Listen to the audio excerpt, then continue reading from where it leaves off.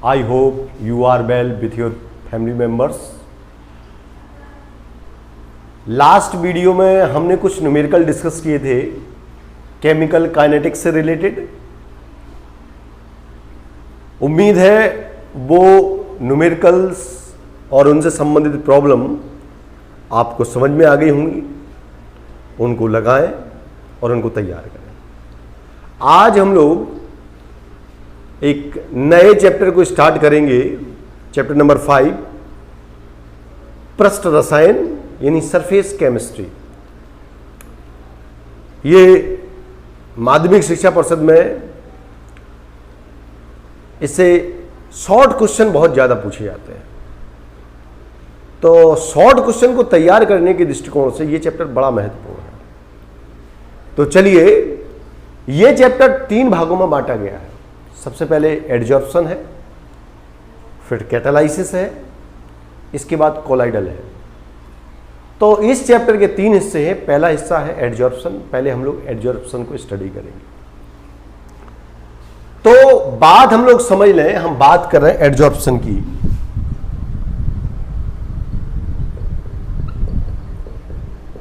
Adsorption हम लोग बात शुरुआत में एडजॉर्प्शन की करेंगे और एडजॉर्प्शन को ही हम लोग हिंदी में अधिशोषण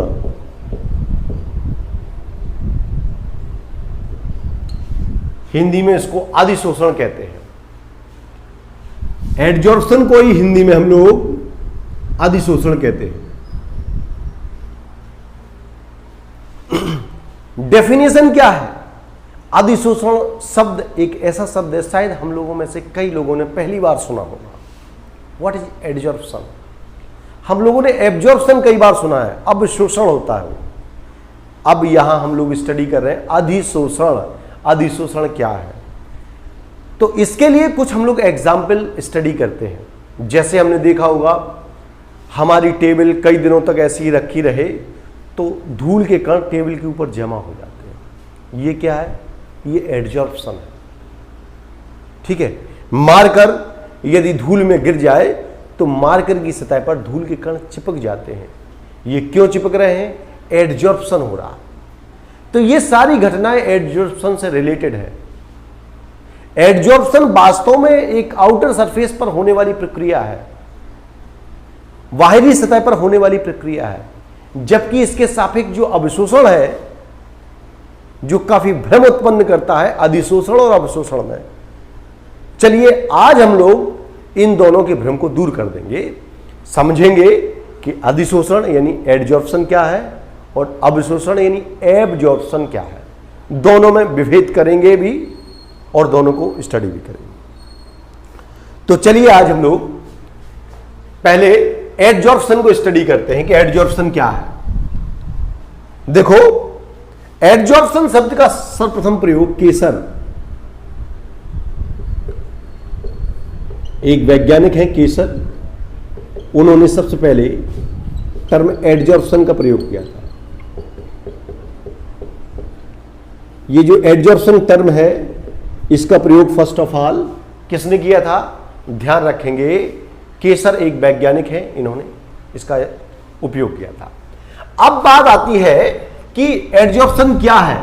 तो एडजॉर्प्शन एक ऐसी प्रक्रिया है जिसमें किसी पदार्थ की सांद्रता संपर्क की सतह पर बल्क की तुलना में अधिक हो जाती है। अब डेफिनेशन लिखने से पहले एक डायग्राम हम लोग समझने का प्रयास करते हैं। मान लीजिए ये कोई सतह है, ये जो सतह है और यहां ये गैस के मॉलिक्यूल हैं और ये मॉलिक्यूल इसकी ओर मूव करते हैं और इसकी सतह से जाकर के चिपक जाते हैं। ये जो सतह आप देख रहे हैं, ये संपर्क की सतह है।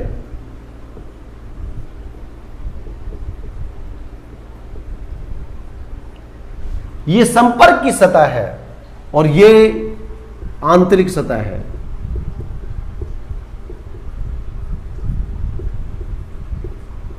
अगर यहां हम लोग सांद्रता के नजरिए से कहें, इसको हम लोग कहें C1 और यहां जो अंदर सांद्रता है उसको हम लोग कहें C2। एक तो दृष्टिकोण ये हो गया। दूसरा तरीका यह है कि गैस के अणु या किसी अन्य अवयव के अणु इधर की ओर मूव करते हैं, बाहरी सतह पे भी जमा हो रहे हैं, अंदर भी पहुंच रहे हैं। बाहरी सतह पर जो जमा हो रहे हैं उनको हम लोग क्या कहेंगे? C1 कंसंट्रेशन, और जो आंतरिक सतह पर जमा हो रहे हैं उसको क्या कहेंगे हम लोग? C2। अब यहां दो परिस्थितियां हैं, ऊपर वाली स्थिति क्या है, नीचे वाली स्थिति क्या है, दोनों पर विचार करना है हमें। ऊपर वाली स्थिति में हम देख रहे हैं कि गैस के मॉलिक्यूल किसी सतह पर, बाहरी सतह पर जाकर के जमा हो रहे हैं, अंदर प्रवेश नहीं कर रहे हैं। तो यहां इसको हम लोग कहेंगे एडजॉर्प्शन। इस घटना को हम लोग कहेंगे एडजॉर्प्शन, और इसे हिंदी में कहेंगे अधिशोषण।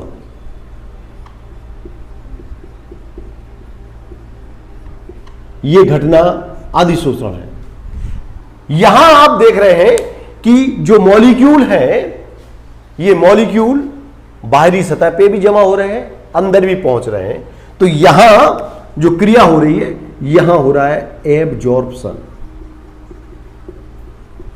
इसको हम लोग बोलेंगे अवशोषण।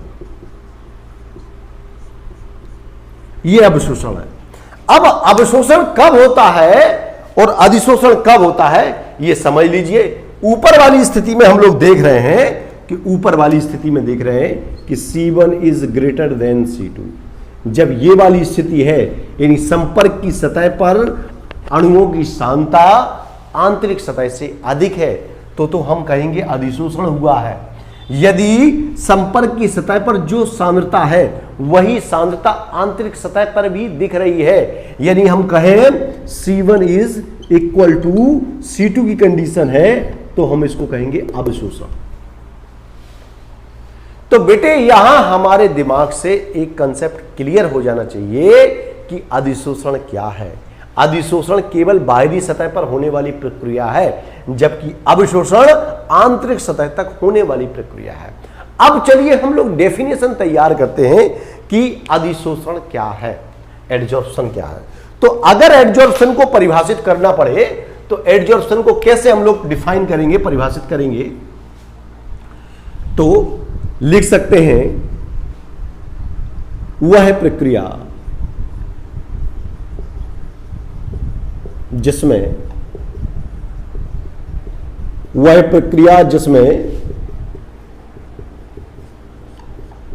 किसी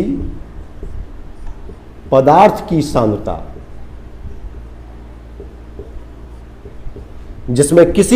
की सांद्रता संपर्क की सतह पर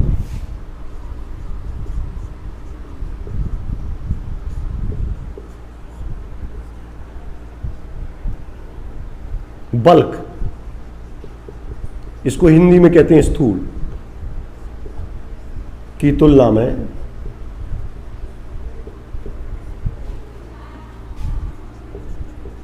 अधिक हो जाती है,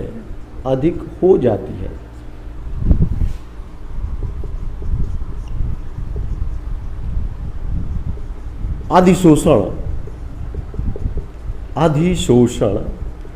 यानी एडजॉर्प्शन कहलाती है।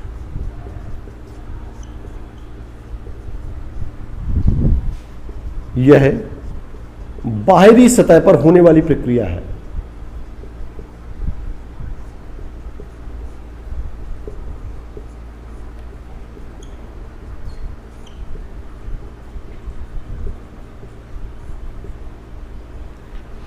यह बाहरी सतह पर होने वाली प्रक्रिया है। जैसा कि आप देख रहे हैं डायग्राम में, ऊपर जो क्रिया हो रही है वो अधिशोषण है, नीचे जो आपको दिख रहा है वो क्या है, वो अवशोषण है। अवशोषण में क्या है, बाहरी सतह पर जो सांद्रता होगी किसी पदार्थ की, अंदर भी सांद्रता लगभग वही रहती है पदार्थ की, थोड़ा बहुत अंतर है वो हम लोग नजरअंदाज कर सकते हैं। आप यहां देखेंगे संपर्क की सतह पर सांद्रता अधिक और आंतरिक सतह पर, आंतरिक स्तर पर सांद्रता कम, मतलब C1 is greater than C2 तो अधिशोषण हो रहा है, C1 is equal to C2, लगभग इक्वल हो लेकिन है, तब हम लोग उसको क्या कहते हैं, तब हम उसको एब्जॉर्प्शन कहते हैं। तो बेटे अभी हम लोगों ने एडजॉर्प्शन की डेफिनेशन को लिखा। तो एडजॉर्प्शन की डेफिनेशन वह प्रक्रिया जिसमें किसी पदार्थ की सांद्रता संपर्क की सतह पर बल्क, बल्क मतलब स्थूल, इसको हम लोग बल्क बोलेंगे, अगर ये अंदर पहुंचे तो इसको बल्क बोलेंगे, ये बल्क में पहुंच रहा है। यहां क्या हो रहा है, संपर्क की सतह तथा बल्क में लगभग समान होती है। यहां संपर्क की सतह पर सांद्रता अधिक और बल्क की तुलना में, बल्क में कम, संपर्क की सतह पर अधिक। तो हम इसको क्या बोलेंगे, एडजॉर्प्शन बोलेंगे, अधिशोषण बोलेंगे। तो अभी हम लोगों ने डेफिनेशन क्लियर किया, हम लोगों ने एक डायग्राम बनाया, डायग्राम के आधार पर समझने का प्रयास किया कि अभिशोषण क्या है और अधिशोषण क्या है। अभी हम लोग एक बात और समझ सकते हैं इसी के साथ साथ कि जैसे मान लीजिए ये कोई सतह है, कोई सतह मान लेते हैं हम, ये एक सतह है, ये किसी सतह पर, और ये सतह पर जो है ये मॉलिक्यूल, गैस के मॉलिक्यूल हो सकते हैं या अन्य कोई मॉलिक्यूल आकर के यहां बैठ रहे हैं। अब आप देखेंगे कि ये जो गैस के मॉलिक्यूल या अन्य किसी पदार्थ के मॉलिक्यूल है इस सतह पर आकर के बैठ रहे हैं। तो यहां दो पार्टियां हैं, एक ये जो आ रहे हैं, एक ये जो इंतजार कर रहा है। अब ये क्या है, ये क्या है, ये यहां आइडेंटिफिकेशन क्लियर होना बहुत जरूरी है। इसे जो ये जमा हो रहे हैं ये मॉलिक्यूल, इनको कहते हैं, जो गैस के मॉलिक्यूल हो सकते हैं या अन्य किसी पदार्थ के मॉलिक्यूल हो सकते हैं, ये इनको बोलेंगे अधिशोष्य।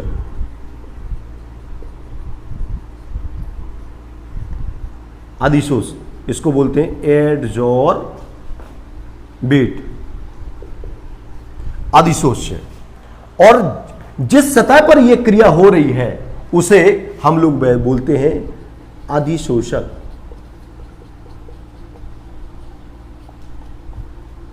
यानी एडजॉर्बेंट, ये अधिशोषक एडजॉर्बेंट है और ये अधिशोष्य यानी एडजॉर्बेट है। तो अभी हमने जाना अधिशोष्य क्या होता है, अधिशोषक क्या होता है, इसके बारे में समझ लें। जिस पदार्थ का किसी सतह पर अधिशोषण की क्रिया होती है, जिस पदार्थ का किसी सतह पर अधिशोषण होता है वो कहलाता है अधिशोष यानी एडजॉर्बेट। उदाहरण के तौर पे हम लोग समझ सकते हैं, जैसे प्लेटिनम की सतह पर हाइड्रोजन गैस बैठ जाती है। प्लेटिनम की सतह पर हम यहां देखें कि प्लेटिनम, ये प्लेटिनम है और प्लेटिनम की सतह पर हाइड्रोजन गैस H2 गैस के मॉलिक्यूल प्लेटिनम की सतह पर बैठ गए हैं। ये मॉलिक्यूल यहां बैठ रहे हैं। तो जो हाइड्रोजन है ये एडजॉर्बेट है और ये जो प्लेटिनम है वो एडजॉर्बेंट है। तो प्लेटिनम एडजॉर्बेंट है और हाइड्रोजन गैस एडजॉर्बेट है। इसको हम लोग इस तरीके से भी समझ सकते हैं कि जो एडजॉर्बेट होता है वो गेस्ट की भूमिका में होता है और जो अधिशोषक यानी एडजॉर्बेंट होता है वो होस्ट की भूमिका में होता है। इसको हम चाहे तो यहां नोट कर सकते हैं, ये होता है गेस्ट की भूमिका में और ये होता है होस्ट की भूमिका में। ठीक है, इसकी सतह पर गेस्ट के मॉलिक्यूल शिफ्ट होते चले जाते हैं। तो जो मॉलिक्यूल शिफ्ट हो रहे हैं वो अधिशोष हैं, जिस पर शिफ्ट हो रहे हैं वो अधिशोषक है। अधिशोषक को एडजॉर्बेंट बोलते हैं और अधिशोष को एडजॉर्बेट बोलते हैं। ये जो एडजॉर्बेट है वो गेस्ट की भूमिका में होता है, जो एडजॉर्बेंट होता है वो होस्ट की भूमिका में होता है। तो चलिए अभी हम लोगों ने डेफिनेशन को जाना। डेफिनेशन में जाना कि एडजॉर्प्शन शब्द का जो टर्म का प्रयोग केशव ने किया था, एडजॉर्प्शन क्या है ये भी जाना। हमने जाना कि किसी पदार्थ की संपर्क की सतह पर सांद्रता अधिक है बल्क की तुलना में, इसको बोलते हैं बल्क, बल्क की तुलना में संपर्क की सतह पर सांद्रता अधिक है, तो इस क्रिया को हम लोग अधिशोषण बोलेंगे। यदि संपर्क की सतह और बल्क में सांद्रता एक समान है तो हम इसको अवशोषण यानी एब्जॉर्प्शन बोलेंगे। When C1 is greater than C2, then the process called adsorption.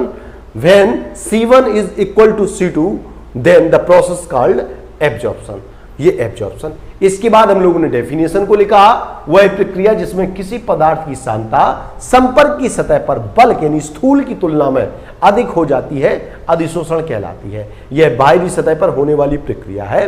इसके बाद हम लोगों ने जाना कि एक डायग्राम के माध्यम से कि यहां दो लोगों का रोल होता है। अधिशोषण की क्रिया में दो लोगों के मध्य जो है इंटरेक्शन होता है। एडजॉर्प्शन की क्रिया में दो लोगों के मध्य इंटरेक्शन होता है, एक वो जिसका अधिशोषण हो रहा होता है, एक वो जिस पर अधिशोषण हो रहा है। जिस पर अधिशोषण हो रहा है उसे अधिशोषक या एडजॉर्बेंट कहते हैं, और जिसका अधिशोषण हो रहा है उसे अधिशोष या एडजॉर्बेट कहते हैं। जो अधिशोष है वो गैसें आदि हो सकती है, वो गेस्ट की भूमिका में रहती है, गैस बोले तो गेस्ट की भूमिका में रहती है, और जो अधिशोषक होते हैं वो होस्ट की भूमिका में रहते हैं। वो इंतजार करते हैं कोई मॉलिक्यूल्स आए और बैठे।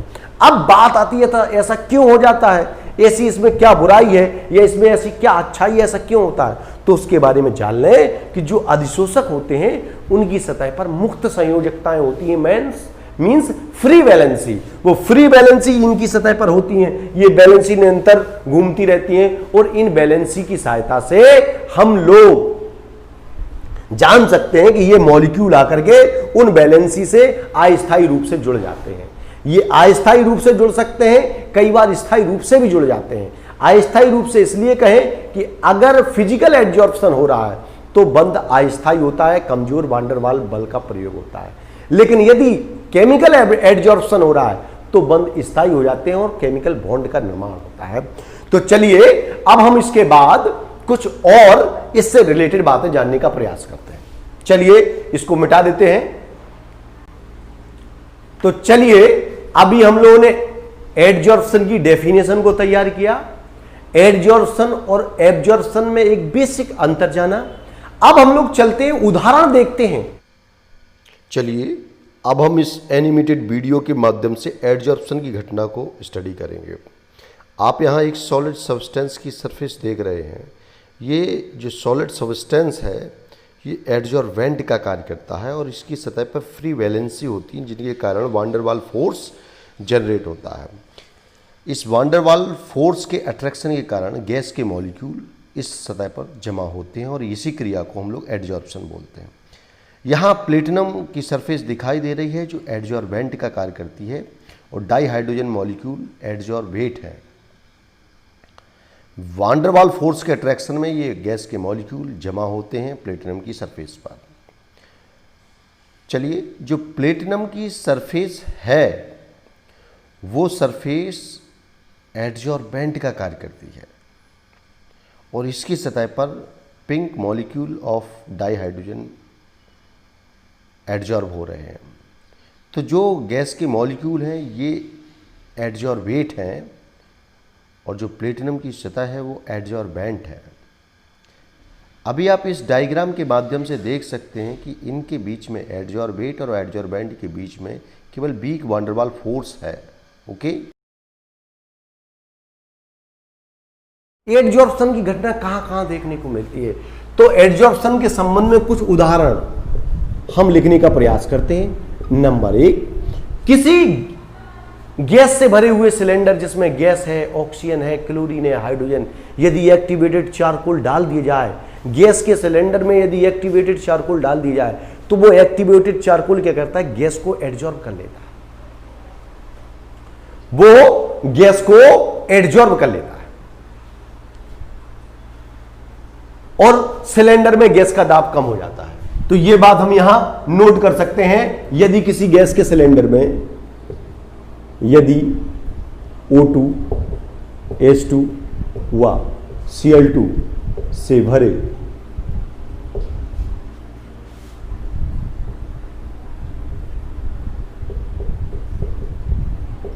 से भरे सिलेंडर में यदि एक्टिवेटेड चारकोल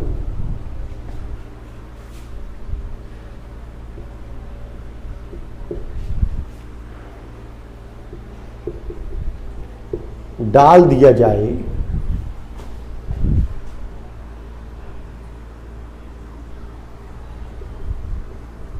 तो चारकोल पर गैस के मॉलिक्यूल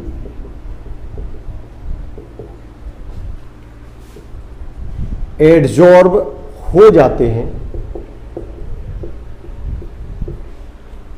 गैस के मॉलिक्यूल एडजॉर्ब हो जाते हैं, जिससे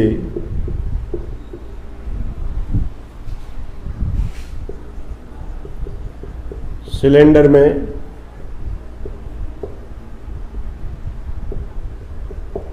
गैस का दाब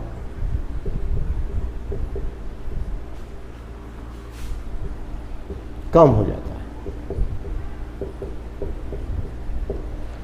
मतलब बात क्लियर है कि यदि हम किसी सिलेंडर की बात करें, ये गैस का सिलेंडर है और इस सिलेंडर में कोई गैसें हैं, H2 है, Cl2 है और O2 है और भी कई सारी गैसें हैं, और अगर इसमें आपने ये एक्टिवेटेड चारकोल डाल दिया है, ये एक्टिवेटेड चारकोल डाल दिया है, एक्टिवेटेड चारकोल डाल दिया है, तो ये जो गैसें हैं, ये गैसें इसके ऊपर अधिशोषित होना शुरू हो जाएंगी। और जब गैसें अधिशोषित होना शुरू हो जाएंगी तो क्या होगा कि गैस का आयतन कम हो जाएगा और उसका प्रेशर कम हो जाएगा। ठीक है, एक्चुअली में गैस का आयतन तो सिलेंडर का रहेगा लेकिन प्रेशर उसका कम हो जाएगा। ठीक है, तो यदि किसी गैस के सिलेंडर में एक्टिवेटेड चारकोल डाल दिया जाए तो हाइड्रोजन है, क्लोरीन गैस हैं, ये गैसें चारकोल के ऊपर एडजॉर्ब हो जाती है, जिससे गैस का दाब कम हो जाता है। ठीक है, तो ये एक उदाहरण है जिसकी सहायता से समझ सकते हैं कि एडजॉर्प्शन हो रहा है। एक और बात लिख सकते हैं, बात number 2, silica gel. Silica gel की सतह पर, सिलिका जेल की सतह पर जल के अणु अधिशोषित हो जाते हैं।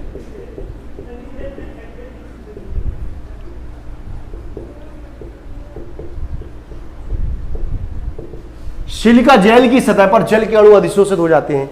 सिलिका जेल को आपने देखा होगा, इलेक्ट्रॉनिक डिवाइस आती हैं, उनमें सिलिका जेल के छोटे छोटे पैकेट डाल दिए जाते हैं।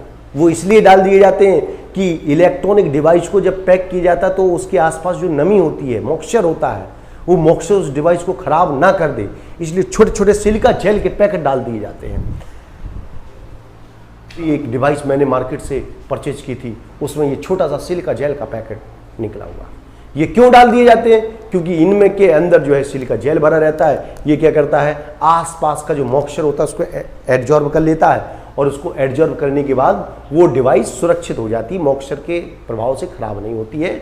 और ठीक है, तो सिलिका जेल की सतह पर जल के अणु अधिशोषित हो जाते हैं, इसीलिए इनका प्रयोग इलेक्ट्रॉनिक डिवाइस को सुरक्षित करने के लिए उनके साथ पैकिंग कर दिया जाता है। एक बात और जो है एग्जाम्पल है, बोन चारकोल।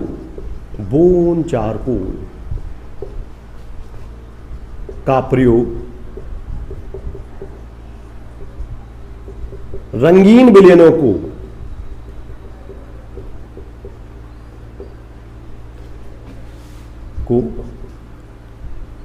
रंगहीन करने में,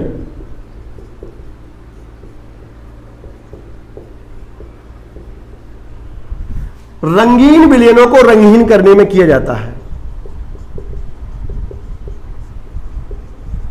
भाई क्यों किया जाता है बोन चारकोल का प्रयोग रंगीन विलयनों को रंगहीन करने में? अरे भाई, चीनी का जो विलयन होता है, चीनी मूल स्वरूप में ब्राउन कलर की होती है, लेकिन जब उसके ब्राउननेस को गायब करना होता है तो उसके लिए बोन चारकोल का प्रयोग किया जाता है। बहुत सिंपल सा है, चीनी को जल में घुल विलय करके सॉल्यूशन तैयार करते हैं, उसके बाद बोन चारकोल, हड्डी के चारकोल से उसकी सफाई की जाती है, तो चीनी में उपस्थित ब्राउन कलर के जो कलर्ड पार्टिकल होते हैं वो जो है बोन चारकोल के ऊपर एडजॉर्ब हो जाते हैं और चीनी का विलयन रंगहीन हो जाता है। हालांकि इसके ब्लीचिंग में, चीनी के विरंजन की क्रिया में SO2 का भी योगदान होता है, लेकिन बोन चारकोल का भी इस्तेमाल किया जाता है विरंजन की क्रिया में। ठीक है, इसीलिए चीनी जो ब्राउन कलर की होती है उसको व्हाइट करने में बोन चारकोल का एक प्रमुख रोल होता है। ठीक है, एक और बात हम लोग नोट कर सकते हैं इसके एग्जाम्पल के तौर पर कि माइका यानी अभ्रक की सतह पर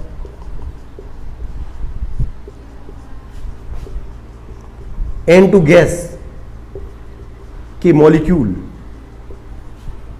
एडजॉर्ब हो जाते हैं।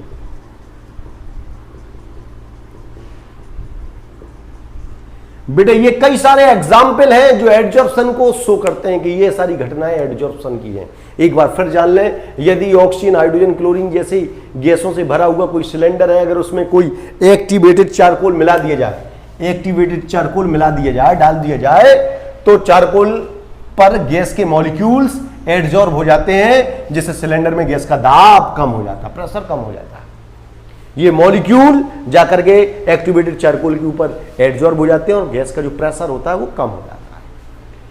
सिलिका जेल की सतह पर जल के अणु अधिशोषित हो जाते हैं। अभी हमने बताया ना, सिलिका जेल पानी के मॉलिक्यूल्स को अपनी सतह पर जोड़ लेता है, जिससे मॉइस्चर खत्म हो जाता है। इसीलिए इलेक्ट्रॉनिक डिवाइस की पैकिंग करने में सिलिका जेल के छोटे छोटे पैकेट रखे जाते हैं, जैसा कि अभी हमने बताया था।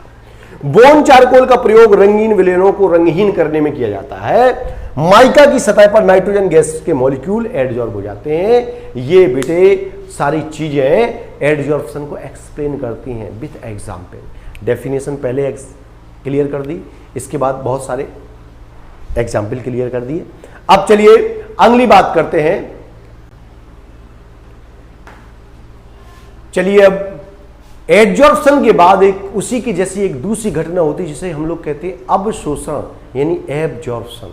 ये एब्जॉर्प्शन क्या है? बिल्कुल जरा सा अंतर होता है अवशोषण और अधिशोषण के बीच में, एक छोटा सा डिफरेंस होता है दोनों में। चलिए अवशोषण क्या है? अवशोषण वह प्रक्रिया है जिसमें किसी पदार्थ की सांद्रता संपर्क की सतह पर तथा बल्क में एक समान रहती है। लिखेंगे अवशोषण वह प्रक्रिया है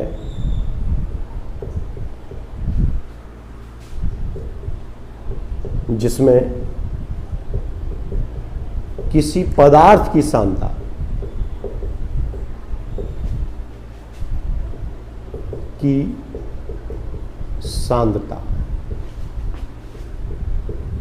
संपर्क की सतह पर व बल्क यानी स्थूल में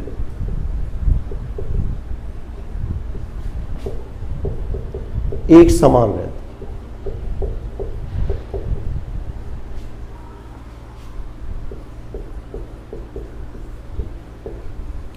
ये बेटे अवशोषण की घटना है।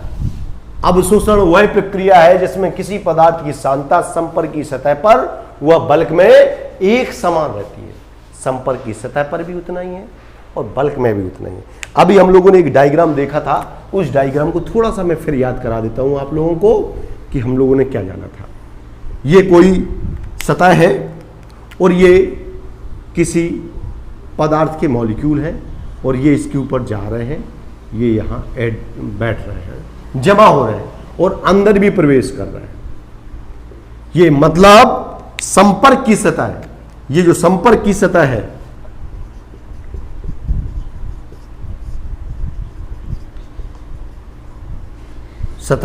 संपर्क की सतह पर सांद्रता C1 कह दें और जो बल्क है, ये बल्क है, बल्क में सांद्रता हम लोग C2 कह दें। तो अवशोषण के मामले में C1 बराबर लगभग C2 होता है। ऐसी परिस्थितियों को हम लोग क्या कहते हैं?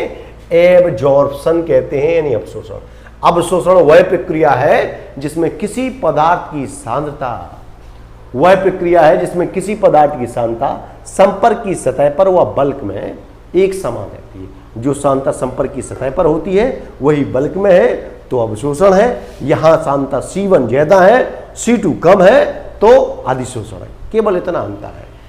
कपड़े को पानी के ऊपर डाल देते हैं, पानी को वो एब्जॉर्ब करता है, एडजॉर्ब नहीं करता है।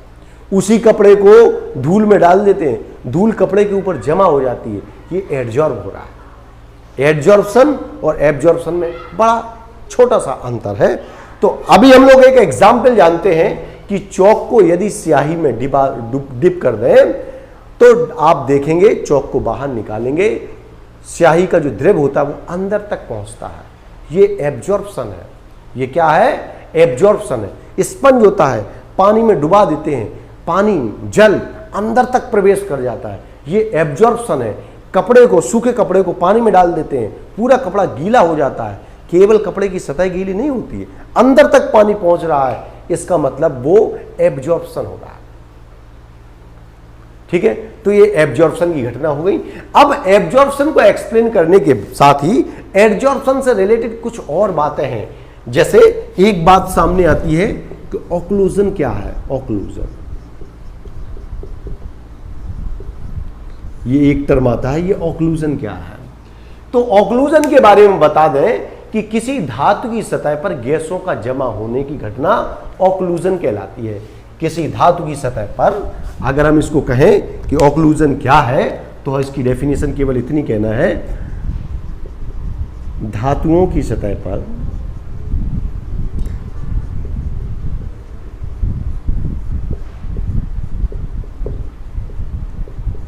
गैसों का जमा होना।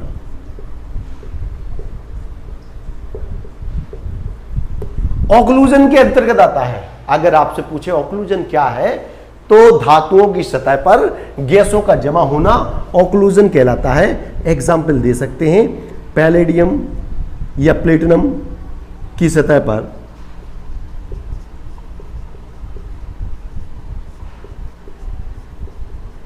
H2 गैस का जमा होना।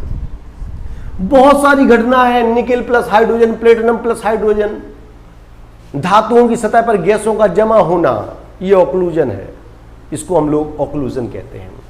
और एक और टर्म आता है सामने कि ऑक्लूजन के बाद हम लोग एक और टर्म होता है जिसे हम लोग कहते हैं डिजॉर्प्शन।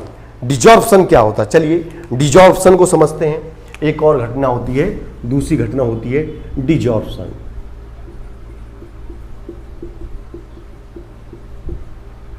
डिजॉर्प्शन क्या होता है? डिजॉर्प्शन क्या होता है? ये एक और घटना होती है। डिजॉर्प्शन होता है एडजॉर्प्शन का अपोजिट।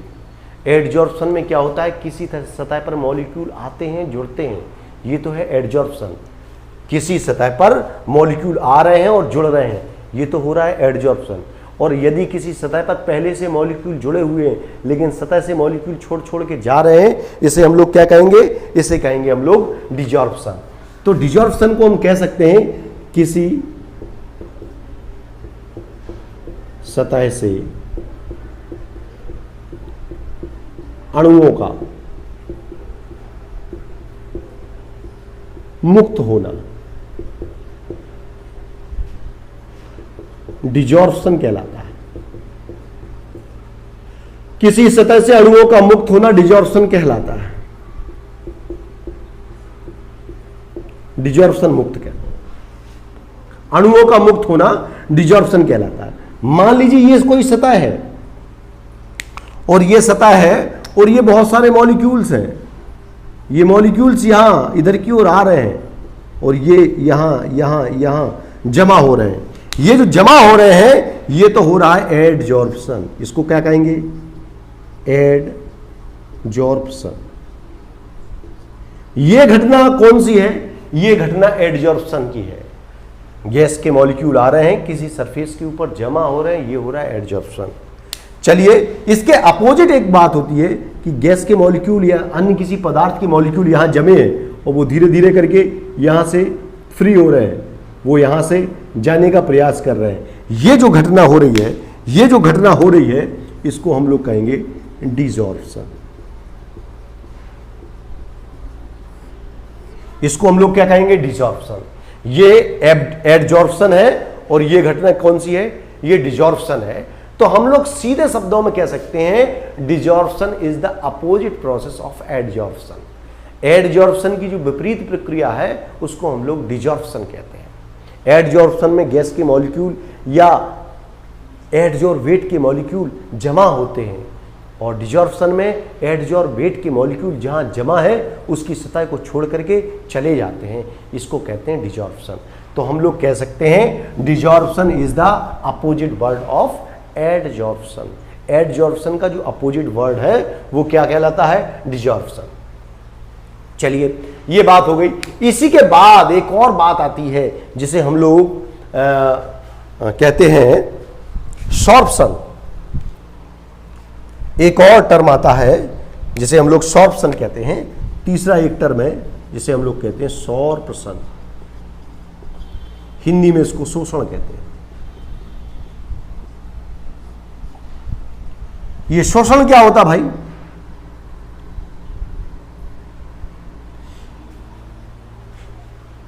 सॉर्प्शन जब एडजॉर्प्शन की घटना और एब्जॉर्प्शन की घटना साथ साथ होती है, मतलब एब्जॉर्प्शन की क्रिया भी हो रही है, एडजॉर्प्शन की क्रिया भी हो रही है। जैसे गंदे फर्श पर पानी डला हुआ है और आपने कपड़ा लेके पहुंचे और कपड़े से पानी को एब्जॉर्ब कर लिया, तो पानी तो एब्जॉर्ब हो रहा है और जो गंदगी के पार्टिकल हैं वो कहाँ? कपड़े की सतह पर जमा हो रहे हैं। तो इस प्रक्रिया को क्या कहेंगे? हम लोग कहेंगे सॉर्प्शन, शोषण। ठीक है, तो शोषण में क्या होता है? शोषण को हम लोग लिख सकते हैं कि शोषण की जो घटना है वो संयुक्त प्रक्रिया है। जब एब्जॉर्प्शन हो साथ में एडजॉर्प्शन हो।